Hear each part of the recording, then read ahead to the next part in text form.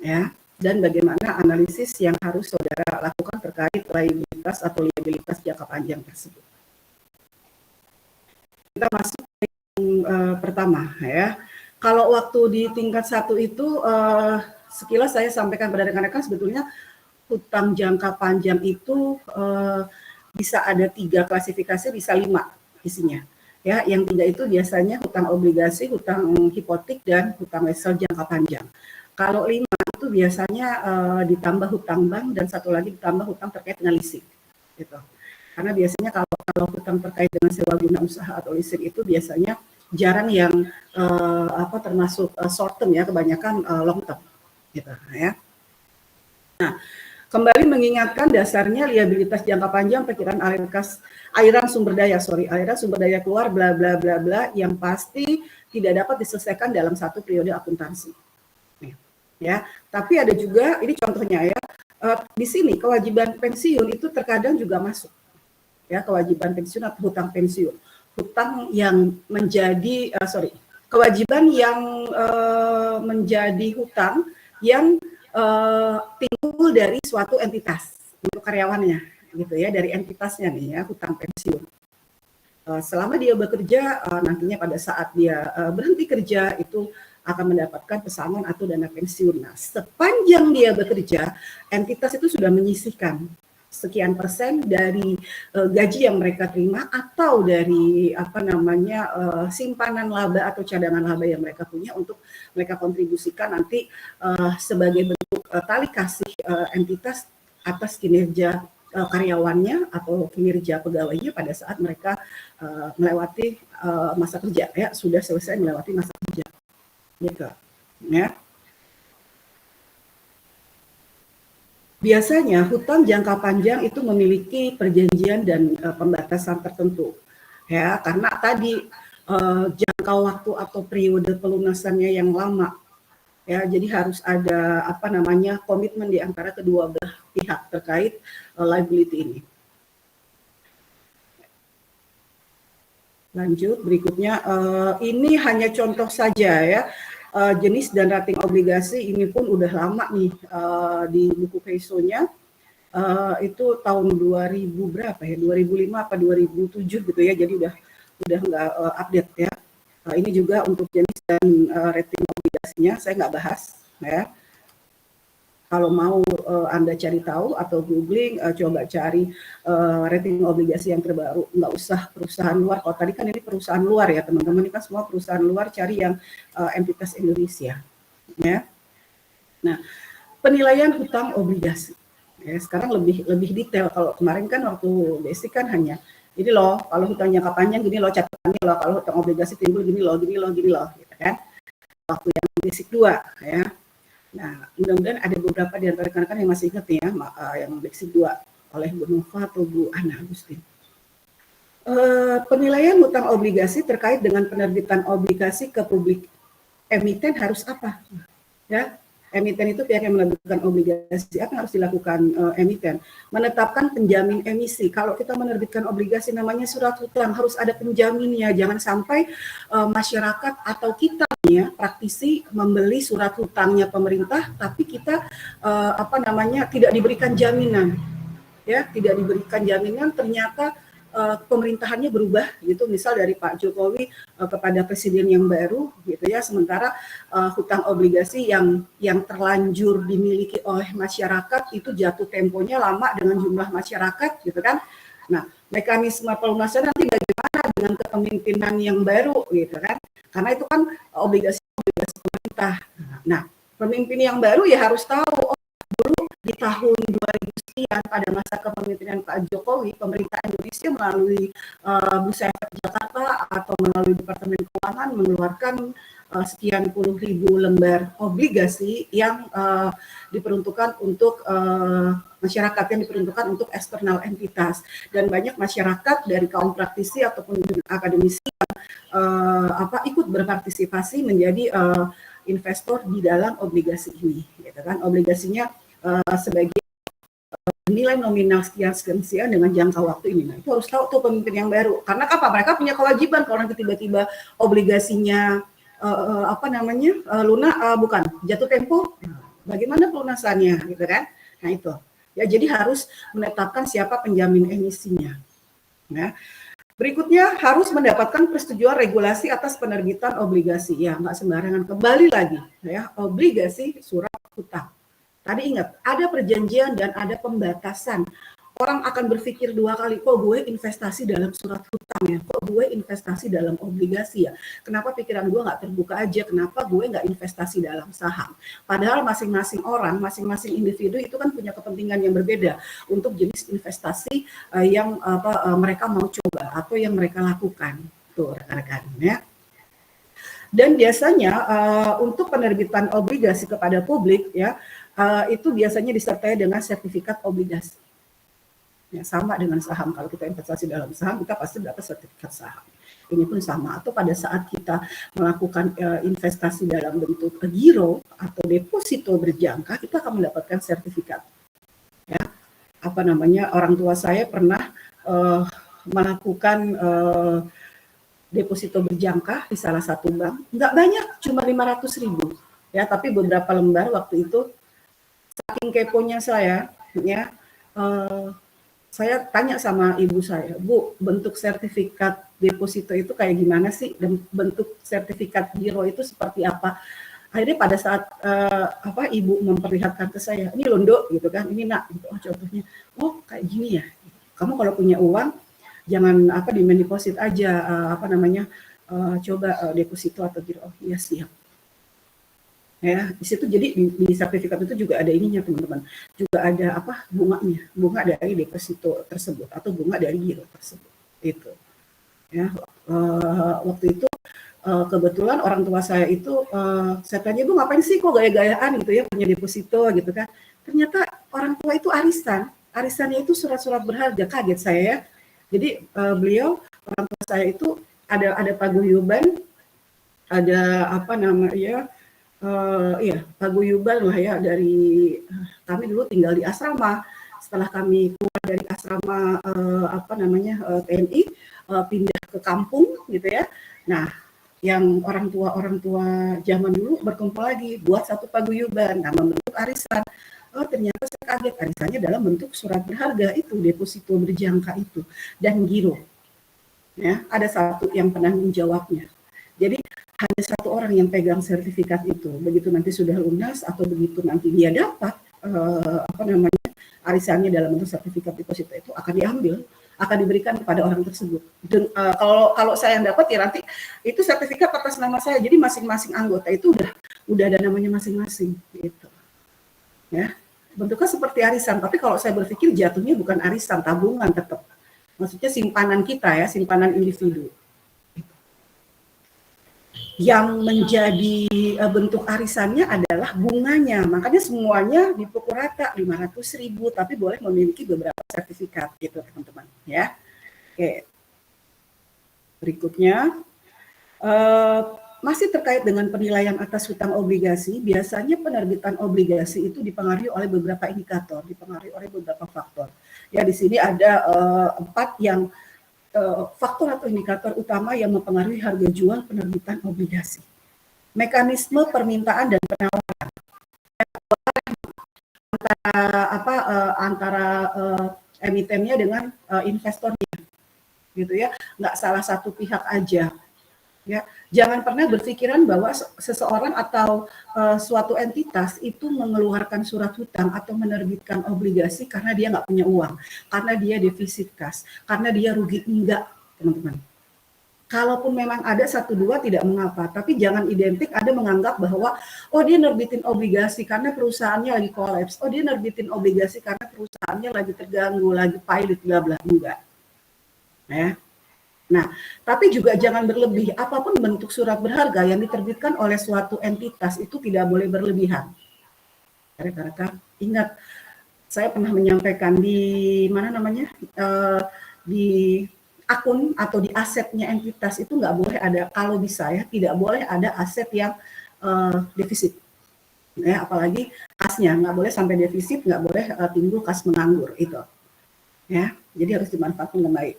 Mekanisme permintaan dan penawaran dari emiten dan investornya. Lalu resiko relatif. tadi resiko yang timbul pada saat penerbitan obligasi. Ya, misal kita punya partner atau punya klien, katakanlah kita PTEB, partner kita PTEA. Ya, kita saling bersaing dalam produk yang sama.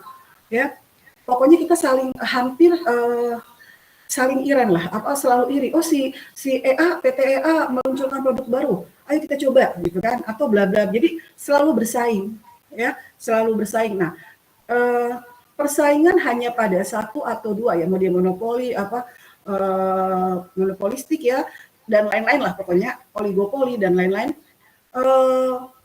Terkadang ya, antara satu entitas dengan entitas yang lain persaingannya itu ada. Nah, bagaimana si PTEB dan PTEA mengantisipasi resiko-resiko atau risk yang timbul pada saat penerbitan obligasi.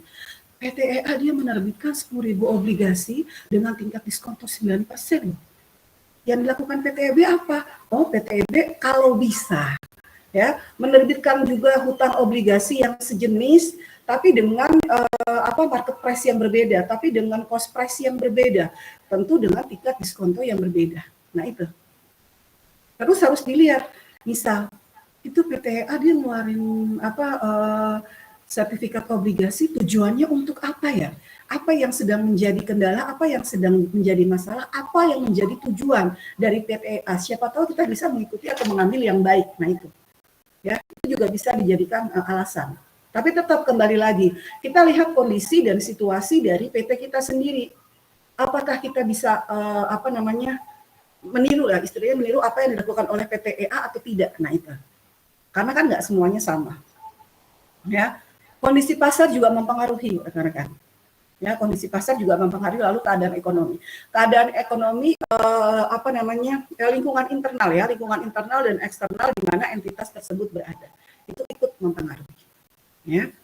Nilai obligasi pada present value atau nilai sekarang dari arus kas masa depan yang diharapkan biasanya terdiri dari bunga dan principal value atau nominal value dari obligasi itu sendiri. Kita udah tahu ya, nanti pun pada saat pelunasan obligasi itu adalah sebesar nilai nominal ditambah dengan bunga yang sudah kita perhitungkan atas hutang obligasi yang kita punya.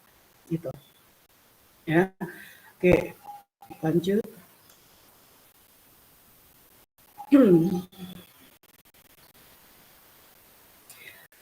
Nah, ini pada saat kita belajar rasakan basic accounting oleh dosen saudara, ya, kita masuk, kayaknya kita pernah masuk ke investasi.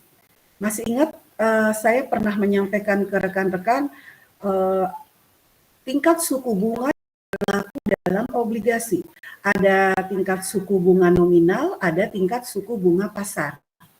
Ya, masih ingat nggak? Nggak boleh lupa. Ya, nah, pada dasarnya tingkat suku bunga nominal itu disebut juga tingkat suku bunga tercatat atau biasa juga disebut dengan kupon. Ya, kupon itu tingkat suku bunga nominal. Suku bunga yang tertulis di dalam kontrak atau perjanjian obligasi. Ya, yang menetapkan siapa? Yang menetapkan adalah si emiten, pihak yang menerbitkan obligasi. Lalu dinyatakan biasanya sebesar persentase tertentu dari nilai nominal obligasi, ya, dari par value-nya obligasi. Ya, par value. Saya udah pernah bilang ya, ada yang par itu dari kata pari ya, bukan dari kata paragraf, beda. Kalau PSAK memang par juga, tapi bukan. Kalau di sini di tingkat suku bunga par ini artinya pari, ya kan bisa obligasi itu jual di atas pari atau di bawah pari ya, dispari atau sama dengan nilai parnya, nilai nominalnya. Itu. Lalu yang kedua adalah tingkat suku bunga pasar. Ya, efektif interest yield istilahnya. Ya, efektif interest yield. Suku bunga yang memberikan tingkat pengembalian sepadan dengan risiko. Merupakan nilai sesungguhnya diterima oleh pemegang obligasi. Nah, biasanya tingkat suku bunga pasar ini yang menentukan siapa? Pemerintah. Ya. Suatu lembaga di pemerintah. Saya nggak sebutin, mudah-mudahan Anda tahu. Ya. Cari tahu apakah itu OJK, apakah itu Departemen Keuangan, apakah itu Bank Indonesia, apakah itu BI yang menentukan tingkat suku bunga pasar dari hutang obligasi. Ya, cari tahu, nanti saya tanya. Oke, selanjutnya masih terkait dengan penilaian hutang obligasi, jumlah bunga yang dibayarkan kepada setiap pemegang obligasi di setiap periodenya, ya sampai dengan pelunasannya. Lihat, suku bunga nominal dikalikan nilai nominal obligasi, ya dikalikan periodenya kalau ada, ya kalau ada periodenya. Jumlah bunga yang dicatat sebagai beban oleh emiten, nanti kan kalau hutang berarti timbul beban bunga yang bayar ya yang menerbitkan obligasinya si emitennya. Tingkat suku bunga pasar dikalikan dengan nilai tercatat atau book value, ya nilai tercatat atau book value dari si bonds ini ya, dari si obligasi ini. Itu. Sorry ya kalau ada kedengeran iklan lewat ya, sari roti. Oke, ini asumsi kupon obligasi sebesar 8%. Jadi tingkat suku bunga nominal ya dicontohkan di sini, tingkat suku bunga nominal obligasi itu 8%. Nah, sementara kalau misalnya tingkat suku bunga pasarnya diketahui ada 3 kondisi, 6%, 8%, dan 10%. Itu artinya obligasi tersebut didiskontokan atau dijual dengan menghasilkan apa? Ya, apakah menghasilkan nilai lebih, apakah menghasilkan nilai kurang? Nah, itu. Jangan pernah beranggapan dijual pada tingkat laba atau rugi, enggak ya. Belum ada kaitannya nih, ya. Jadi kalau suku bunga nominalnya atau suku bunga tercatatnya atau kuponnya 8%, sementara suku bunga pasar atau efektif interest yield-nya 6%, berarti obligasi itu dijual pada kondisi premium. Ada kondisi premium. Premium ini ada yang ingat nama lainnya apa? Kalau kita di saham?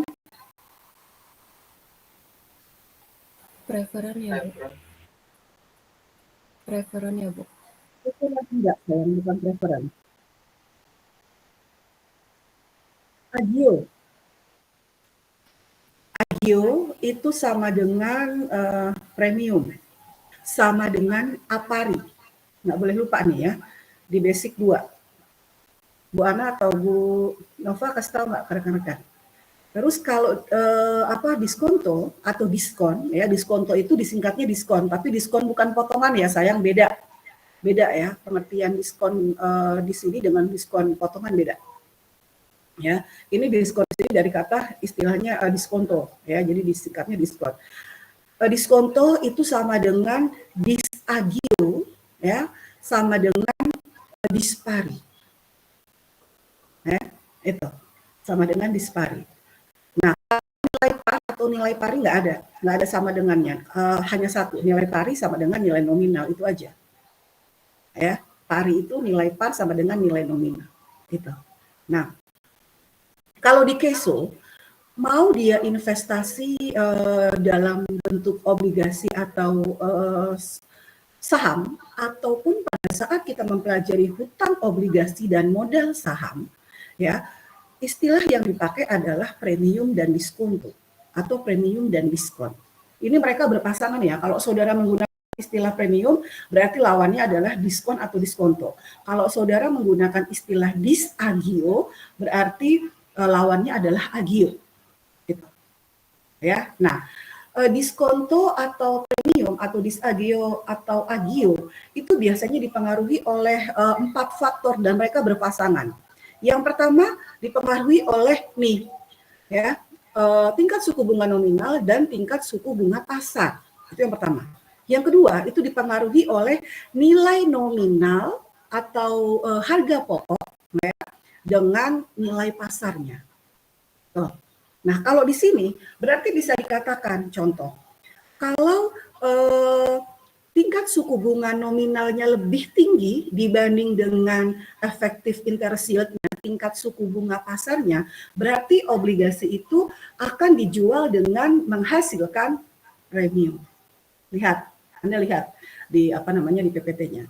Tapi sebaliknya, kalau misalnya ya pada saat penjualan obligasi nilai nominal atau kupon dari obligasi tersebut, hutang obligasi tersebut nilainya lebih rendah dari tingkat suku bunga pasar, ya efektif interest yield-nya, berarti obligasi tersebut akan dijual dengan menghasilkan diskonto atau diskon. Nah itu, ya. Sementara kalau tingkat suku bunga tercatat atau nominalnya sama dengan tingkat suku bunga pasarnya, berarti tidak menghasilkan premium atau diskonto karena obligasi tersebut terjual dengan nilai pari atau sebesar nilai parinya, sebesar nilai nominalnya. Ada pertanyaan, Bu, apakah dalam kondisi ini bisa dikatakan bahwa hutang obligasi itu dalam kondisi break even point? Di sini nggak ada break even point, ya. Di sini nggak ada break even point. Tadi Bu DP udah sampaikan, nggak ada laba atau rugi di sini. Belum ada laba atau rugi. Jadi kita nggak bisa ya jauh-jauh dari break even point. Nggak ada istilah itu dalam penjualan obligasi. Ya, terkait dengan penilaian hutang obligasi. Beda. Ya, itu yang harus saya sampaikan, saya tekankan kepada rekan-rekan. Karena orang biasanya identiknya itu break even point ya, melulu semua transaksi kalau nggak dapat laba nggak dapat rugi diidentikan dengan break even point, diidentikan dengan titik impas, padahal tidak selalu, tidak melulu, gitu. Ya, oke, ini nggak boleh lupa tadi ya. Next berikutnya, nah, obligasi yang dijual dengan diskon. Ya, obligasi bisa dijual lebih murah daripada nilai nominal obligasi pada saat apa? Dalam kondisi bagaimana? Nih, ada beberapa poin penting. Investor bisa mendapatkan bunga lebih tinggi jika berinvestasi di tempat lain dengan tingkat risiko yang sepadan. Ya, suku bunga pasti lebih tinggi dari kupon obligasi. Tidak mau membeli pada harga nominal obligasi. Kenapa? Karena mengingat jumlah kupon yang diterima tidak akan diganti. Ya, padahal kalau kita membeli, kita menjual obligasi ya. Di sini kita sebagai debitur, orang yang berhutang. Kalau kita menjual obligasi, lalu si pemilik obligasi atau investornya punya keinginan untuk menjual ke investor. Nanti ini kontra dengan kita mempelajari yang selanjutnya adalah investment. Ya, nah si investornya ini dia mau ngejual lagi nggak masalah. Ya, kalaupun ternyata interest rate-nya sama dengan tingkat suku bunga nominal atau kuponnya, ya. Kalau dia mau jual lagi silakan, toh dia bisa menentukan sendiri jual yang baru atas obligasi yang dia miliki, karena kan itu investasi dia. Beda dengan kita nih, kita yang punya obligasi, kita punya hutang.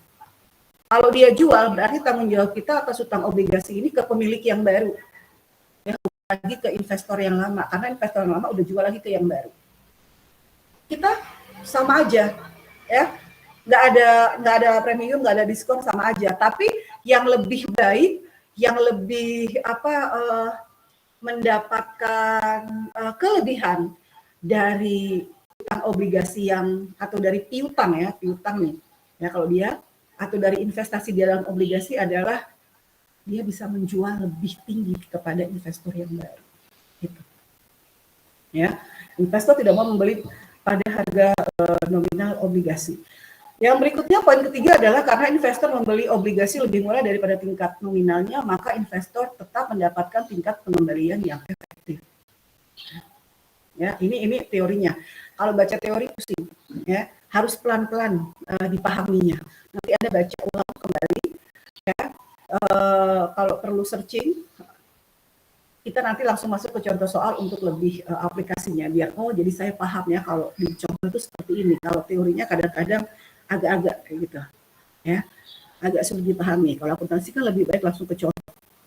Ya, nah, pada saat kita mempelajari hutang jangka panjang di bab 10 di KESO 2 pengantar, ya, itu ditampilkan di buku tersebut, di KESO tersebut, kalau rekan-rekan ingat, adalah tabel perhitungan amortisasi penyusutan. Loh, dari hutang obligasi apa yang harus disusutkan Bu DP? Premium dan diskonto. Kalau obligasi tersebut atau hutang obligasinya dijual dengan menghasilkan premium atau diskonto atau diskon, itu harus dilakukan penyusutan, dibuat adjustment-nya terkait dengan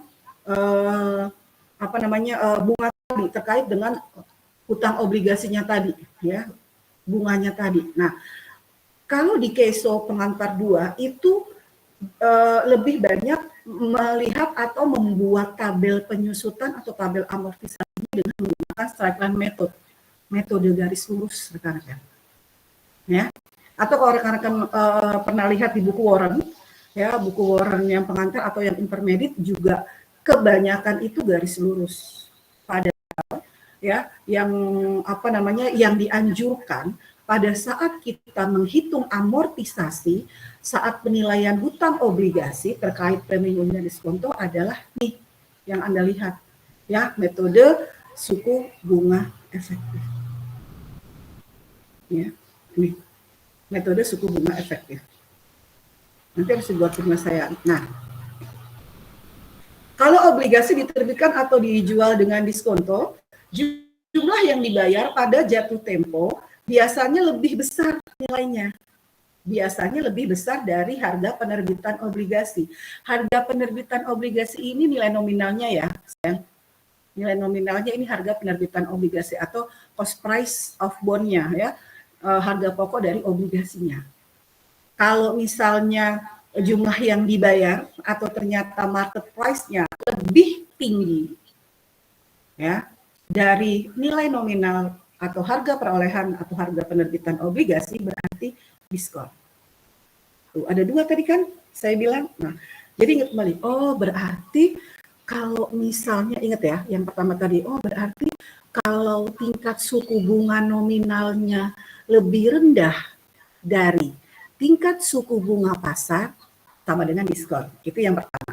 Yang kedua, oh kalau harga pasar obligasinya lebih tinggi dibanding harga penerbitan atau nilai nominal obligasi, berarti sama dengan diskon.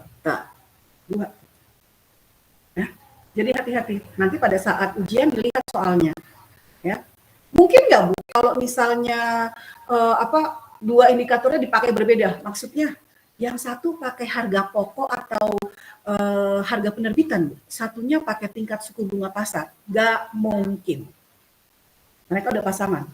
Tingkat suku bunga ya sama tingkat suku bunga untuk bisa menentukan premium atau diskonnya. Harga ya sama harga, market price and cost price-nya. Itu rekan-rekan. Ya. Sebaliknya, obligasi diterbitkan dengan premium apa? Tadi ingat kalau yang suku bunga. Oh iya, kalau suku bunga tadi yang Bu DP bilang, apa yang ada di slide adalah kalau kuponnya atau tingkat suku bunga nominalnya lebih tinggi dibanding dengan tingkat suku bunga pasar, tadi premium, sama dengan premium. Nah, untuk harganya sendiri bagaimana kebalikannya dari diskon tadi? Kalau perusahaan menjual dengan harga yang lebih tinggi dari nilai nominalnya, yang saat dibayarkan pada saat jatuh tempo, berarti dijual dengan premium. Ingat ya, dua-duanya lebih besar. Dua-duanya lebih besar, tapi lihat. Ya, pahami baik-baik nih. Penyesuaian terhadap beban bunga obligasi dicatat melalui proses yang disebut amortisasi dengan menggunakan metode suku bunga efektif. Ya. Agak ribet sedikit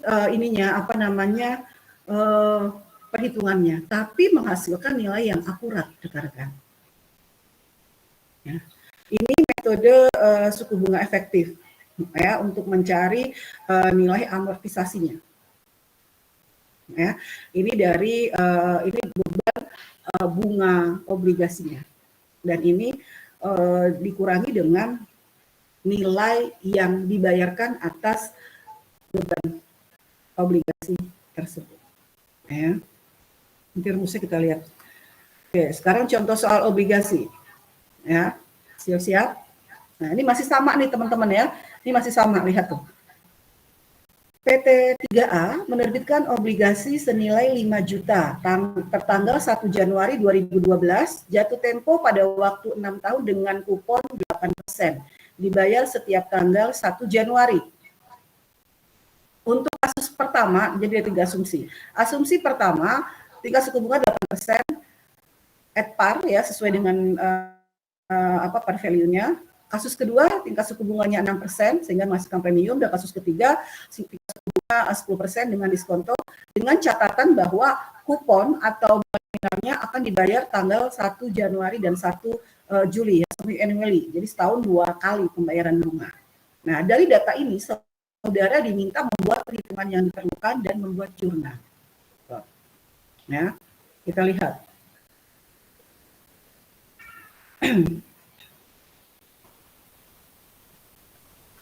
Oke, ini yang pertama dulu. Sebelumnya diingat-ingat ya, diingat-ingat lagi.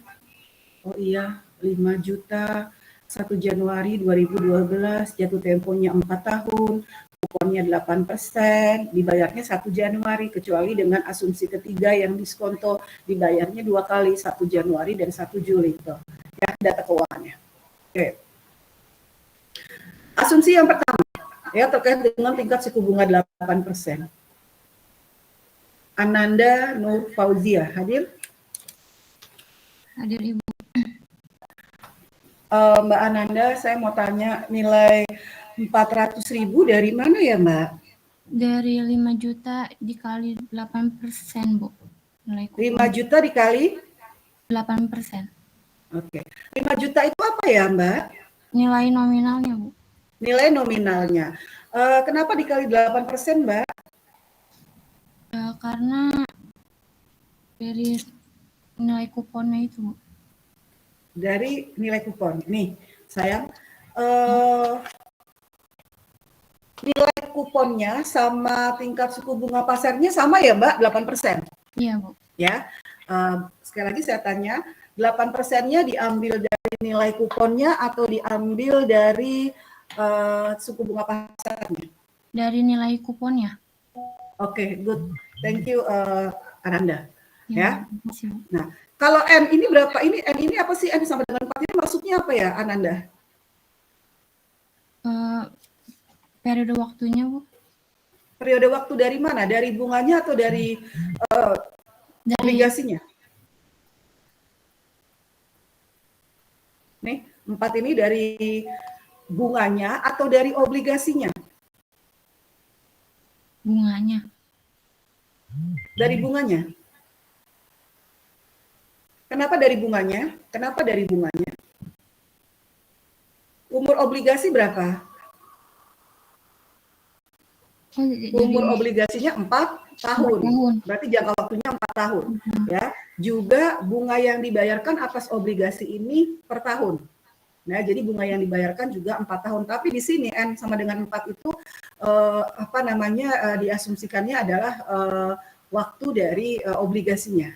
Ya. Ya, Bu. Oke, makasih. Next, berikutnya.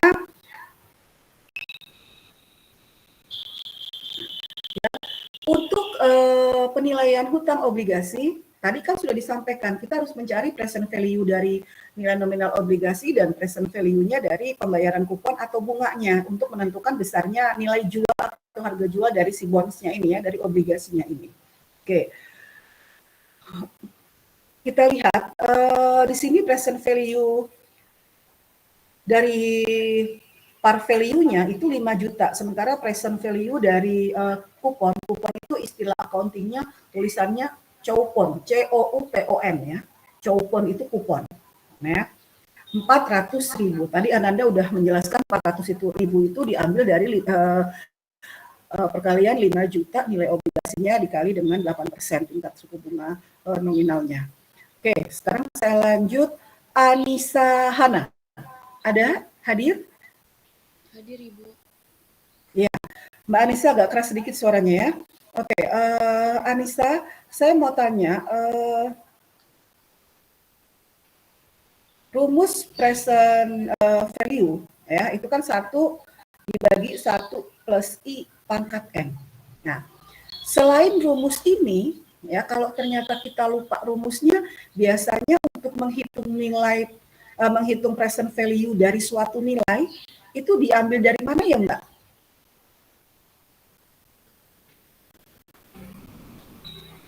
Semester kemarin di AKM 1 kita belajar time value of money, nilai waktu dari uang. Ya, time value of money, nilai waktu dari uang.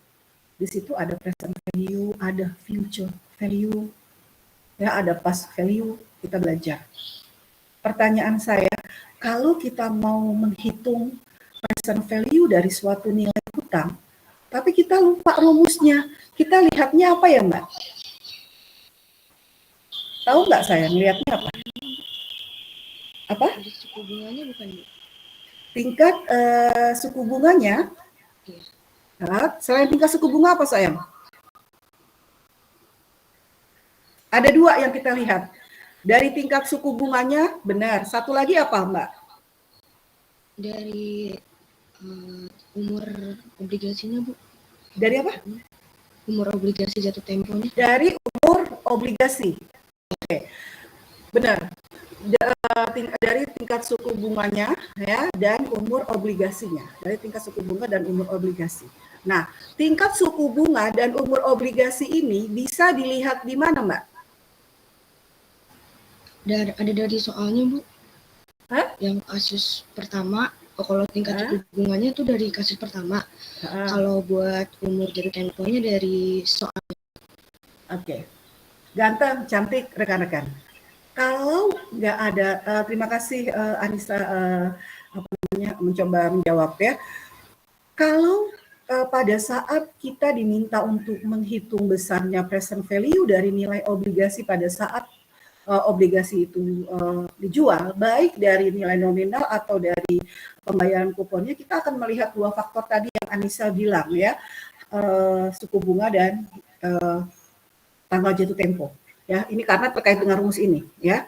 Lihatnya di mana? Di tabel present value dari apa? Dari time value of money. Saya ulangi, lihatnya di mana? Di tabel present value dari time value of money. Nanti buka lagi buku Keso yang semester 1 kemarin. Ya. Di bab time value of money, di bagian belakang dari bab itu ada tabel. Jadi kalau kita lupa, ya itu tabel jadi pegangan kita. Tapi memang di akuntansi, kecuali manajemen ya, kalau manajemen masih diperbolehkan, atau pada saat kita belajar statistikum itu tanda tanya. Artinya tanda tanya harusnya tanpa tabel kita bisa. Nah itu, ya tanpa tabel kita bisa. Nah hati-hati ya teman-teman, kalau Anda menghitung dengan rumus ini, saya selalu mengingatkan kenapa? 1 plus 1 pangkat N, 1 plus I pangkat N, ya, dengan 1 plus I pangkat N dengan 1 ditambah I pangkat N itu hasilnya beda ya rekan-rekan ya. Jadi hati-hati, apa dulu yang dihitung, ya, nggak boleh lupa, kali dan bagi selalu menempati posisi lebih tinggi dibanding tambah dan kurang, ya, jadi hati-hati. Ya terus tanda kurung kurawal atau tanda kurung biasa menjadi faktor kita dalam melakukan perhitungan, ya. Karena ada beberapa rekan pada saat ujian saya keluarkan soal ini itu hasilnya beda. Di hasil ini tuh hasilnya 0, sekian, 4 angka di belakang koma biasanya. Ya 0, sekian, ada 4 angka atau 5 angka di belakang koma. Itu hasilnya bisa beda. Begitu saya tanya, kamu ngitungnya gimana? Oh, saya ngitungnya 1 ditambah 0,8 pangkat 4, Bu. Oh, kalau saya 0,08 pangkat 4 dulu, baru tambah 1, Bu. Itu ternyata hasilnya beda.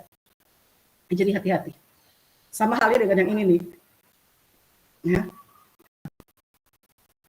Ya, kayak ketemu harga jualnya. Anda lihat, ternyata harga jualnya sama dengan nilai nominalnya, tetap 5 juta kan? Iya, karena apa? Ya tadi, karena suku bunga nominal dan suku bunga pasarnya sama nilainya, sebesar 8%. Nah, ya. Nah, berikutnya jurnalnya nih, teman-teman. Ini di sini dicontohkan jurnalnya hanya 1 periode ya. Yang periode yang awal itu kan terkait dengan pada saat kita memiliki obligasi tersebut. Lalu pada saat kita menjual, maksudnya ya, pada saat kita menjual, lalu yang berikutnya di tahun berikutnya, ini 4 tahun. Ya. Yang pertama adalah kas pada hutang obligasi. Ya, buat jurnal yang diperlukan, kas pada hutang obligasi. Kas kita bertambah karena kita jual, hutang obligasi kita juga bertambah. Kenapa? Yang kita jual hutang kok, ya kan? Cash by bonds payable, kas pada hutang obligasi sebesar nilai nominalnya atau sebesar, maaf, saya nggak boleh bilang sebesar nilai nominal, sebesar harga jualnya karena kita beli harga jual. Kalau Anda jawab sebesar nilai nominalnya seperti yang tadi saya sampaikan, salah. Cash by bonds payable, ya 5 juta sebesar harga pasar atau nilai jual. Yang kedua 31 Desember ini pembayaran bunga untuk tahun pertama. Ini kan yang 1 Januari 2013 ini nanti masuk ke tahun kedua, tapi pembayarannya di awal tahun. Contoh saja, ya. Beban hutang obligasi pada hutang obligasi 400.000. Nih, Rp400.000 tadi sudah dihitung sama Ananda. Ya, tanggal 1 baru kita bayar nih, tadi ini masih terhutang. Ya, beban terhutang. Kita bayar hutang bunga obligasi pada kas.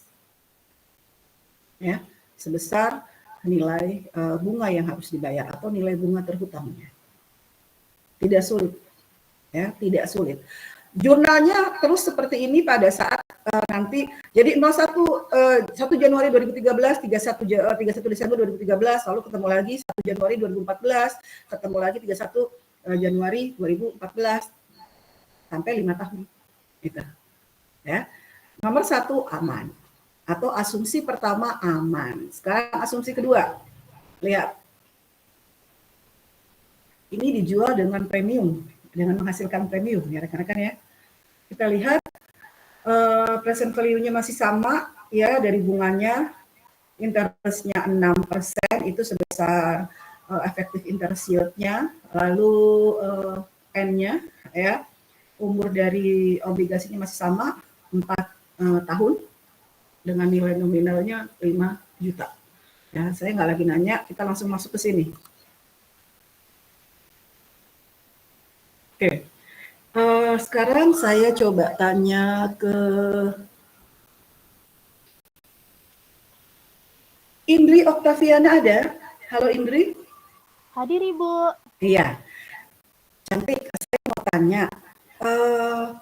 Nilai nominal dengan pembayaran kupon untuk present value, mau apapun kondisinya tadi ya, kondisi pertama, kedua, ketiga ya, kasus 1, kasus 2, kasus 3, apakah perlu didasarkan atas tingkat suku bunga pasarnya? Pertanyaan saya, dalam menghitung present value dari nilai nominal atau pembayaran kupon untuk setiap kondisi, mau premium, mau diskonto, atau sama dengan nilai parinya, apakah menurut persentase perhitungan dengan present value itu harus menggunakan tingkat suku bunga pasar? Iya atau enggak, itu aja? Iya. Iya, oke, benar, good ya. Harus menggunakan tingkat suku bunga pasar yang berlaku. Jadi kalau yang tadi kasus pertama itu kan 400.000 ya, teman-teman ya. 400.000 ini. 400.000 ini. Di sini 1 plus 0,08 tadi kalau Anda lihat ya. 0,08. 0,08 ingat itu bukan kupon interest value atau kupon interest yield, tapi tingkat suku bunga pasarnya. Takutnya rekan-rekan salah jawab. Ya. Salah jawabnya bukan dalam artian kasusnya, tapi kalau teorinya.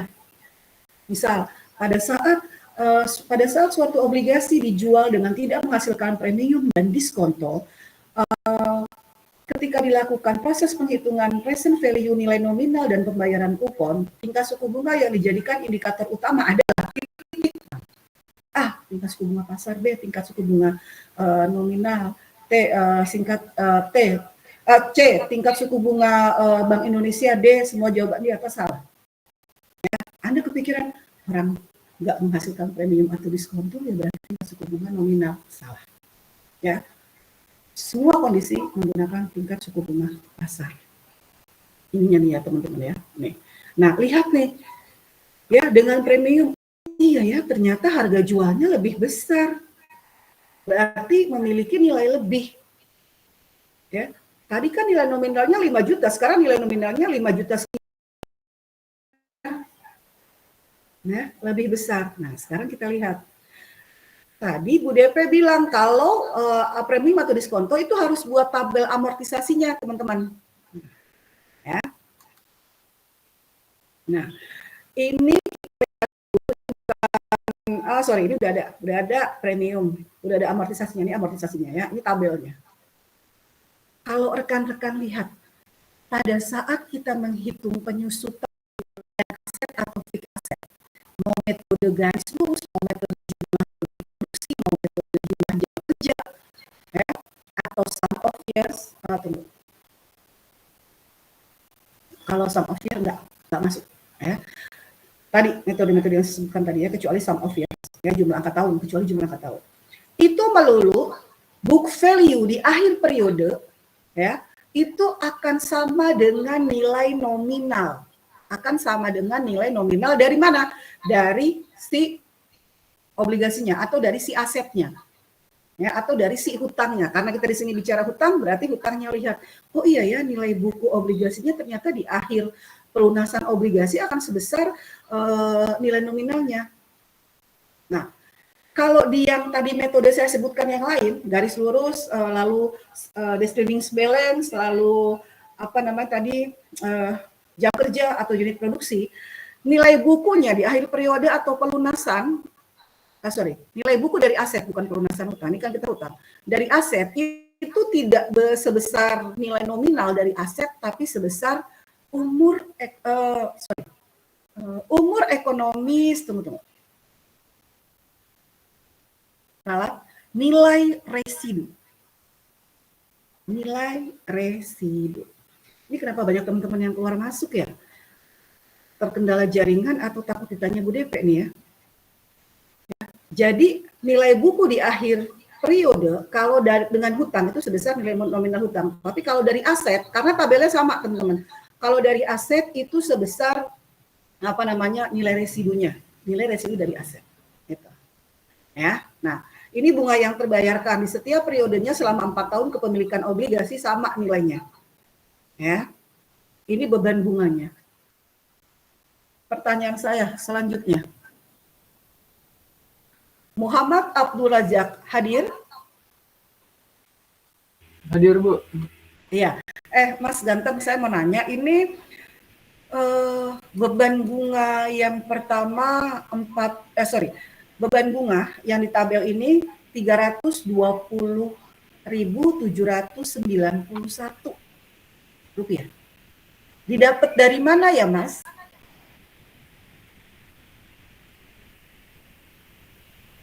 Jangan bilang nilai buku dikurangi bunga yang dibayar, Bu, atau bunga yang dibayar dikurangi dengan premium yang diamortisasi, Bu. Abaikan dulu premium yang diamortisasi. Dari tabel, Bu. Dari tabelnya bukan, Bu? Tabel pricing value. Tabel yang mana? Nih, pertanyaan saya 320 ini nih, 320.761. 320.791, sorry. Ya. Itu didapat dari mana? Beban bunga sebesar ini didapat dari mana?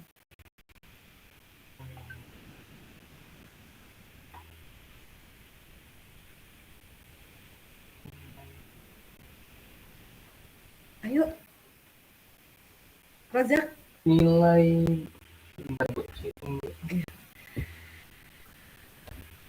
Boleh lihat slide sebelumnya, silakan, atau slide sesudahnya, boleh. Ya, biar tahu. Tapi tadi Bu DP bilang, jangan bilang atau jangan dijawab bunga yang dibayar dikurangi premium diamortisasi, Bu, salah. Ya. Walaupun hasilnya sama, benar 320.791. Tapi asumsikan kita belum menghitung premium yang diamortisasi.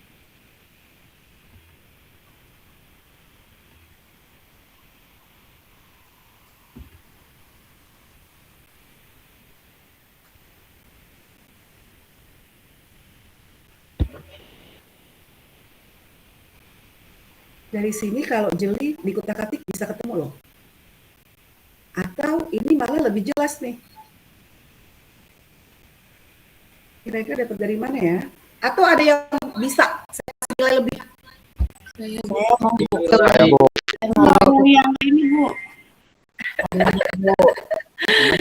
Oke, Viola dan 3 rekan yang lain resen. Viola dulu coba.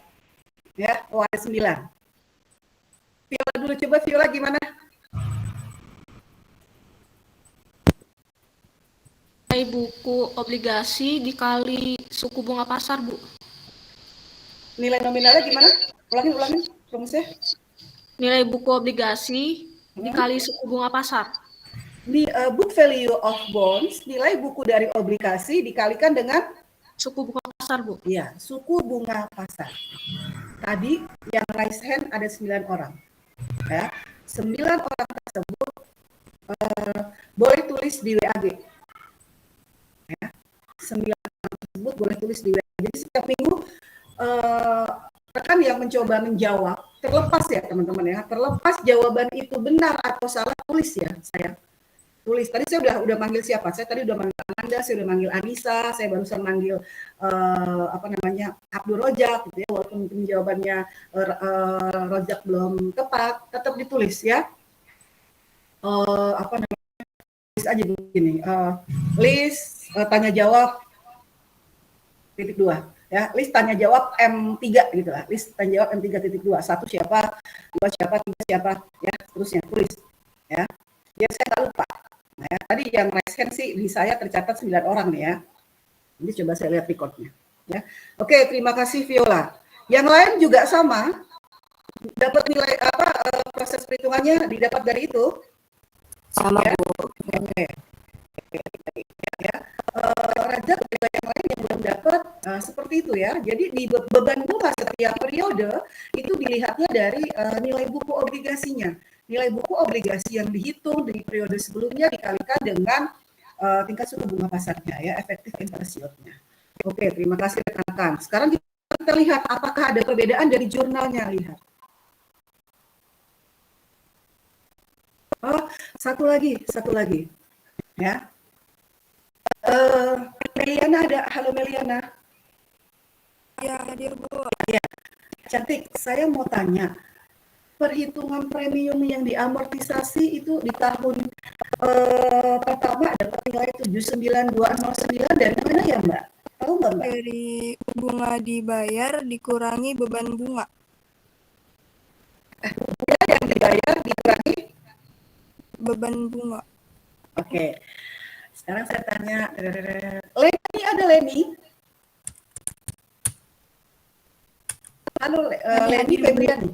Ya, saya tadi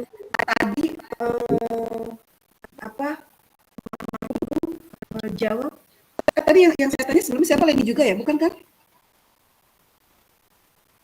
Bukan, Bu. Halo. Tadi yang pertama yang menjawab. Meliana Bu. Oh iya, lupa saya ya. Ingatannya Marsha. Ya, yang pertama tadi Meliana tadi jawab nih Leni, katanya bunga dibayar dikurangi dengan beban bunga. Saya tanya sama Leni, selain bunga yang dibayar dikurangi beban bunga, sebesarnya penyusutan atau amortisasi premium bisa dihitung dari mana lagi ya Mbak? Dengan cara apa ya Mbak perhitungannya?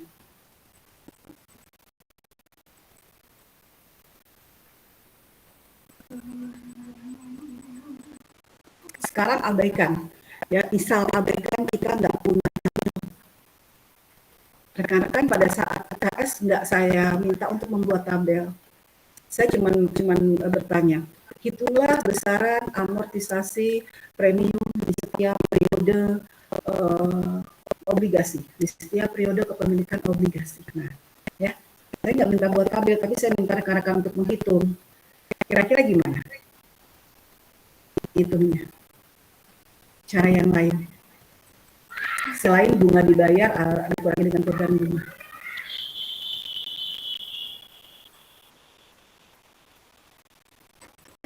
Masih belum tahu? Belum tahu, Bu. Oke, nanti cari tahu ya. Teman-teman yang lain juga, Bu BP nggak mas tahu nih, ya. Buka lagi buku kesunya yang 2, ya, yang kemarin tingkat 1. Ya, dilihat lagi, ya. Atau kalau nggak ketemu, pasti ketemu sebetulnya. Lihatnya di mana Bu? Di penyusutan intangible aset, ya. Di penyusutan aset tidak berwujud. Ada tabel di situ, ya, tabel terkait penyusutannya. Cari tahu. Kalau amortisasinya, penyusutannya, kalau ada nilai yang berlebih, ya, atau nilai yang berkurang, itu dari mana? Ya, oke. Kita lanjut sekarang ke jurnalnya. Lihat jurnalnya. Yang pertama, kas pada hutang obligasi masih sama. Kas pada hutang obligasi adalah sebesar nilai jual dari hutang. Ya, itu tadi sebesar nilai jual dari hutang. Dari obligasi maksud saya. Lalu tanggal 31 Desember terkait dengan bunga ada adjustment untuk amortisasi. Ya, penyesuaian juga untuk amortisasi. Dua ini nih, rekan-rekan, boleh dipisah, boleh digabung. Hati-hati ya, rekeningnya beda. Yang satu hutang obligasi, yang satu hutang bunga obligasi. Beda rekening. Kalau dipisah boleh, Bu? Ya, dipisah boleh. Yang satu untuk beban bunga obligasi yang belum terbayar, yang satu amortisasinya.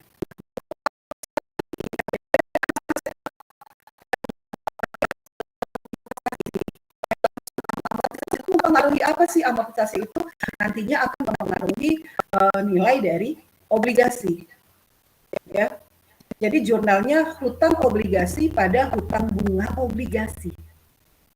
Tadi kan si Meliana bilang ya nilai premium yang diamortisasi tadi diambil dari itu Bu, dari bunga dikurangi gitu ya sebelumnya. Nah itu berarti butuh juga ya rekening hutang obligasi dan rekening hutang bunga obligasi. Beda jurnalnya sama yang di aset ya. Kalau di aset kan beban amortisasi pada akumulasi amortisasi gitu kan. Beda. Ya. Dari bunga dibayar tadi beban bunganya. Oh, beban bunga, ada beban bunganya, berarti ini beban bunga juga terkait dengan hutang bunga dong ya. Ya. Di amortisasinya tadi habis ya, lihat teman-teman. Saya lupa ngasih tahu ya, amortisasinya habis sampai akhir periode akuntansi.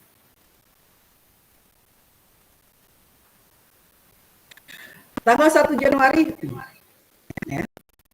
Yang saya mau kasih lihat ya ini diperhatikan baik-baik yang tanggal 31 Desember untuk adjustment-nya. Nanti adakah perbedaan dengan yang diskon atau diskonto, kita lihat. Ya, nah, sekarang. Ini 5% karena tadi semi-annually, ya kan, 1 Januari dan Juli. Ya. Ininya juga 2 nih, N-nya, terkait periode bunganya. Ya, ada 8, berarti selama 4 tahun itu ada 8 kali pembayaran bunga. Nah, lihat. Oh benar ya yang tadi disampaikan dalam teori bahwa kalau misalnya dijual dengan harga yang menghasilkan diskon, berarti nilai jual obligasinya lebih rendah dibanding dengan nilai nominalnya, kebalikan dari obligasi, kebalikan dari premium. Padahal kalau dari tingkat suku bunganya, tingkat suku bunga pasarnya kan lebih tinggi dibanding dengan tingkat suku bunga nominal. Logika jalan teman-teman. Itu kalau market price-nya, surat hutang, market price-nya lebih besar dibanding dengan nilai nominal, kita emiten yang punya surat hutang tersebut akan mengakibatkan beban bunganya bertambah. Akan mengakibatkan harga obligasi yang kita jual jatuh. Kenapa? Tingkat suku bunga pasarnya ketinggian. Salah gue ini nerbitin obligasi sekarang. Harusnya nggak gue terbitin sekarang. Orang lagi inflasi, orang tingkat suku bunga lagi jatuh. Ya. Jatuh dalam artian apa? Jatuh nilainya kecil? Enggak, nilainya tinggi. Coba kalau kita pinjam uang ke bank. Kalau kita pinjam uang ke bank, kalau tingkat suku bunganya tinggi, nggak mau kita pinjam. Pasti kita cari second opinion. Oh, di Bank BRI tingkat bunganya 8% per tahun. Oh, di Bank DKI tingkat bunganya 7% per tahun. Oh, di Bank BRI 6% per tahun. Pasti kita nyari yang lebih rendah. Ya. Dengan asumsi nggak jadi terlalu berat untuk kita. Karena kita juga sudah dibebani oleh pinjaman, besarnya pinjaman setiap bulan yang harus kita bayar. Itu yang menjadi pertimbangan tadi. Ya. Kondisi situasi permintaan penawaran risiko relatif yang timbul dari penilaian obligasi pada saat obligasi diterbitkan itu mempengaruhi. Ya rekan-rekan ya. Kalau udah capek, udah ngantuk loh ya, jangan malu-malu loh. Ya. Oke, lihat. Nih. Ada 8 ya, 1, 2, 3, 4, 5, 6, 7, 8. Nah, ya. Lihat jurnalnya. Jurnalnya sama. Ada perbedaan sedikit, ada ya, yang terhutang yang mana, yang adjustment yang mana. Selalu kan, yang adjustment adalah yang akhir periode akuntansi, ya, yang akhir periode akuntansi itu selalu menjadi adjustment. Tadi ada 2, 1 Januari dan 1 Juli. Kalau dibayar 1 Januari berarti 31 Januarinya pasti adjustment. Tapi kalau 1 Juli enggak, langsung cash dibayarnya. Nah, tadi ingat kembali, kalau premium itu yang akan berkurang adalah apa namanya, yang berkurang itu di sisi debit premiumnya atau hutang obligasinya, ingat ya. Kalau di sini kebalikannya, karena diskon nilai jualnya lebih rendah, berarti akan menambah jumlah hutang obligasi. Ya, menambah jumlah hutang obligasi. Makanya lihat di 31 Desember hutang obligasinya bertambah sebesar sebesar diskonto yang sudah diamortisasi nih. Nih, ya. Ini kan besaran diskonto yang diamortisasi di periode 1 Juli dan 31 Desember. Nah, kalau bunganya dibayar 2 kali, berarti perhitungan amortisasi dari diskontonya juga dihitungnya 2 kali ya, Bu? Iya. Kalau dihitung sekali nggak boleh juga, harus 2 kali. Tapi yang satu nanti akan diberlakukan proses perhitungan diskonto yang sudah diamortisasi menjadi bagian dari hutang obligasi yang bertambah. Satu lagi adjustment-nya tetap sama, menambah jumlah hutang obligasi.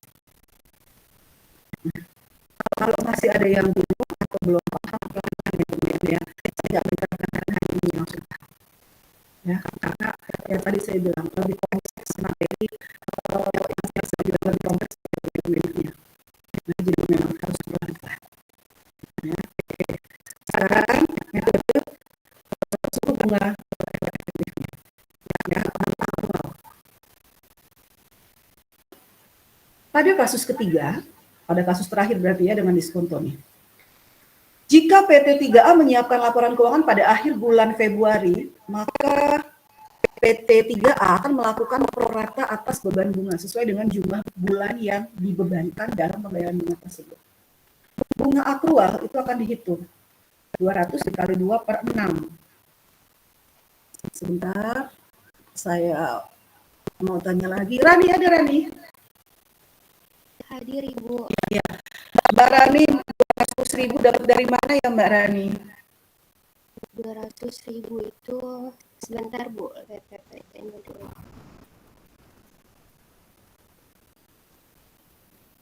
Rp200.000 itu dapat yang present value yang dicontoh soal obligasi yang diskonto, Bu.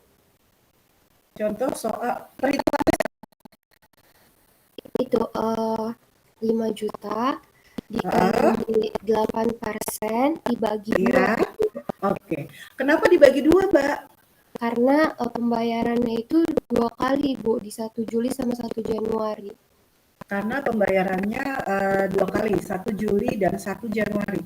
Berarti kalau bunga akrual di sini, ya, bunga akrual di sini itu artinya sama dengan bunga nominal atau sama dengan bunga pasar atau bunga efektif? Hah? Bunga efektif, Bu. Bunga efektif.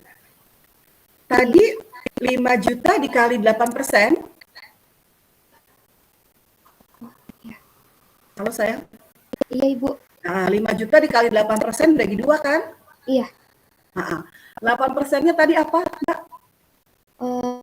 8%-nya kupon, Ibu. Hah? Yang kupon. 8%-nya kupon. Lihat sayang, ini contoh pengaplikasian dari kasus ketiga. Kasus ketiga tadi kuponnya berapa? 8%. Oh, kuponnya 5%, Ibu. 5%, Ibu. Kuponnya 5%. Suku bunganya, Ibu, 5%. Suku bunganya 5%, terus suku bunga nominalnya? Suku bunga 5% itu suku bunga apa? Nominal apa pasar? Pasar, Ibu. Yang pasar berapa? 5%? Iya. Bukan 10% ya? Dibagi 2, Ibu. Benar ya, dibagi 2. Berarti kan 8%. 8% suku bunga nominal. 8% suku bunga nominal. Berarti ini bunga akrual sama dengan bunga nominal apa sama dengan bunga pasar? Nominal, Ibu. Oke, pintar. Thank you sayang ya. Oke, ya Bu Devi sengaja muter-muter. Paham nggak? Ternyata alhamdulillah paham. Makasih ya Mbak. Oke, amortisasi diskonto. Ya, amortisasi diskonto atas bunga nominal yang sudah dihitung itu juga akan dipengaruhi oleh pembagian atau periode pembayaran bunganya. Ya, oleh periode pembayaran bunganya. Nah, lihat di sini.